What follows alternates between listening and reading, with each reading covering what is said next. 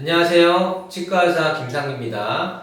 오늘은 오해하기 쉬운 잇몸염증이라는 주제로 좀 몇 가지 설명을 드릴까 해요. 우리가 이제 잇몸염증이 생겼다 하면 치과를 가야 되겠구나, 또 치과를 가서 잇몸 치료를 받으면 되겠지 라고 생각하시는 게 아주 정상적입니다. 근데 이제 이 몇몇 가지의 질환들은 이 잇몸염증으로 오해받기가 쉬우면서 또 치료법이 잇몸 치료와는 좀 달라요. 그래서 이렇게 좀 헷갈릴 수 있는 증상들 또는 질환들 한 5가지를 모아봤습니다. 자, 첫 번째는 구내염이 있습니다. 구내염은 일반적으로 입술이나 혀에서 많이 잘 나타나요. 그래서 입술을 까봤을 때 아니면 혀를 이렇게 내밀어 봤을 때 혀 옆면 쪽에 하얀색의 동그란 형태, 크기는 좁쌀처럼 작을 수도 있고요. 아니면은 조금 콩알이나 이것처럼 좀 더 클 수도 있습니다. 그러면 우리가 입안이 헐었구나 라고 이제 생각을 하게 되는데요. 이게 잇몸 쪽에서도 나타나는 경우가 있어요. 특히 잘 나타나는 데는 이 사랑니의 혀 쪽 안쪽입니다. 요런 데에서 이제 입안이 헐면 이게 마치 사랑니가 부은 것처럼 착각을 하게 되고, 그래서 너무 불편해요, 사랑 쪽이 아파요 하고 많이 오시게 돼요. 근데 하지만 이 구내염이기 때문에 이 스케일링을 하거나 이런 식으로 치료가 되는 게 아니고, 이 구내염은 일반적으로 증상을 완화시키는 치료라고 하죠. 대증요법이라고 하는데, 예를 들면 그 스테로이드 성분이 함유된 그 오라메디 같은 약물을 발라주거나, 아니면은 이제 조금 빨리 치유될 수 있도록 영양제를 좀 많이 먹거나 하는 정도의 대증요법을 취하게 됩니다. 그래서 이제 요게 조금 오해하기가 좀 쉬운 것 중에 하나고요. 두 번째는 씹힘 현상 때문에 발생하는 잇몸염증입니다. 잇몸이 씹히어서 약간 이제 잇몸이 부은 것 같은 느낌을 받게 되는 증상인데요.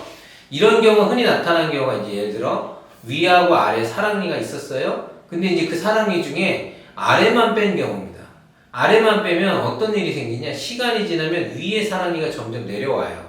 그게 내려오다 보면 밑에 사랑니가 나 있었던 그쪽의 잇몸을 찍어 누르기 시작합니다. 밥을 먹을 때마다.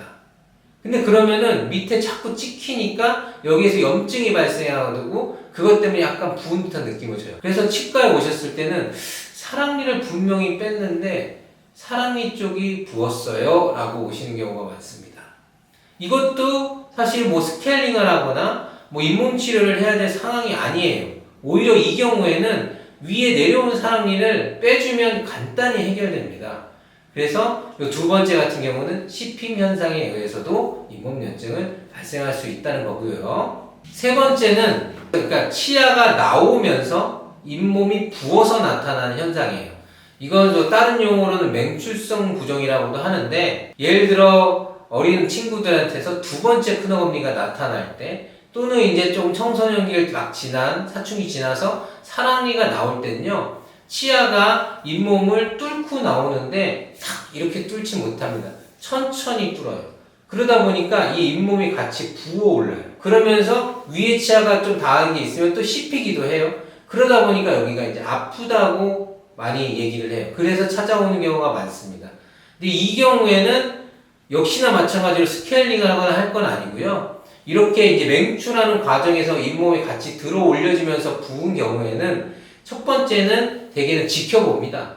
그래서 이건 너무 맹출하는 자연스러운 과정에서 나타나는 현상이기 때문에 사실 조금 참아야 되는 경우도 있어요. 하지만 이게 너무 오랜 기간 지속된다면 이렇게 부어오른 잇몸을 이렇게 살짝 째주는 오히려 외과적인 치료를 고려해야 됩니다. 네 번째는 외상성 교합에 의해 발생하는 잇몸의 염증입니다. 잇몸의 염증은 치석이나 치태에 의한 세균의 감염으로 잇몸이 붓는 걸 말하는 건데, 이 외상성 교합은 치석이나 치태가 아닌 다른 원인, 즉 저장력에 의해서 이 잇몸 염증과 비슷한 게 나타나요. 잇몸이 부었거나 잇몸이 들뜨거나 잇몸에서 피가 나거나 하는 현상이 나타나는 겁니다. 하지만 원인은 명확히 달라요.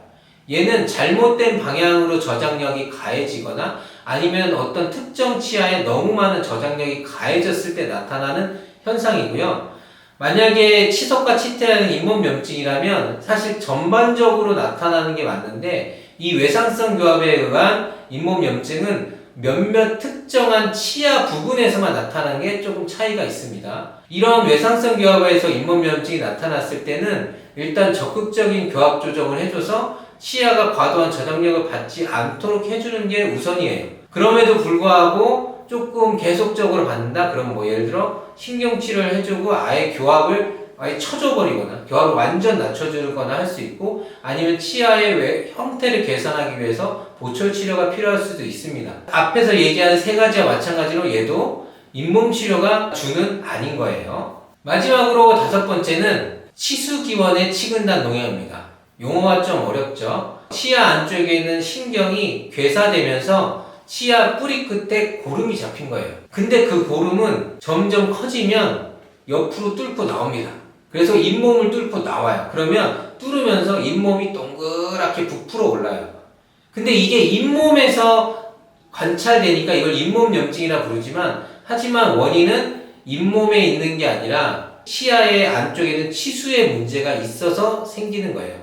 얘 같은 경우는 치아가 만약에 신경치료가 되어 있지 않다면 신경치료를 해줘야 되는 게 먼저 치료고요. 만약에 이미 신경치료가 되어 있는 치아에서 이런 게 재발이 됐다? 그러면 치근단 절제술을 하거나 또는 약물치료로 조금 그 염증을 줄이는 방법을 택할 수 있습니다. 오해하기 쉬운 잇몸염증 5가지에 설명되었습니다. 간략하게 요약하면 첫 번째, 분해요. 두 번째, 치아가 내려오면서 잇몸이 찍혀서 나타나는 잇몸 붓는 현상. 세 번째는 치아가 맹출하면서 잇몸이 붓는 현상. 그 다음 네 번째는 외상성 교합이라는 과도한 저장력에서 발생하는 잇몸염증. 그리고 마지막으로는 치수기운, 치아의 신경이 죽어서 나타나는 잇몸염증. 이렇게 5가지가 있습니다. 이 5가지는 사실 환자분들이 구별하기는 참 어렵고요. 이거는 가까운 치과에 가셔가지고 정확한 검사와 검진을 받으셔서 치료를 받으시면 될 것 같아요. 네, 오늘 준비한 영상은 여기까지입니다. 들어주셔서 감사합니다.